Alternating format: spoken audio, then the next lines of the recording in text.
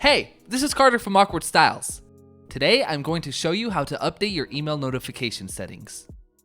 From your account dashboard, click on Settings on the left panel. Now select the tab that says Notification Settings. Here you can personalize what kind of notifications you want sent to your email.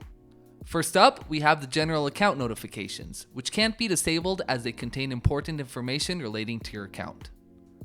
Next, we have feedback and survey notifications. We always love hearing your opinions about how we can improve, so if you'd like to share your thoughts, you can leave this box on.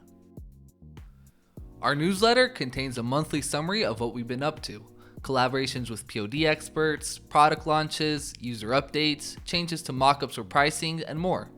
You can easily subscribe or unsubscribe at any moment by clicking this box.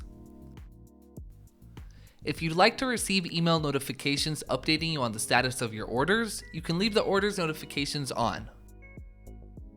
Next up, we have the billing and tax notifications. These will inform you of payment errors, deposits to your wallet, resale certificate status, and VAT reminders. So if you need help staying on top of these kind of things, I recommend leaving these on. If you're interested in receiving print-on-demand guides or Awkward Styles tutorials like this one here, then you should definitely turn on the guide and tutorial notifications. And finally, the offers and promotions notifications will alert you to all of the latest offers and seasonal discounts that you won't want to miss out on. Once you personalize the type of notifications you want to get, click on Update. Now you're all set and don't have to worry about staying out of the loop.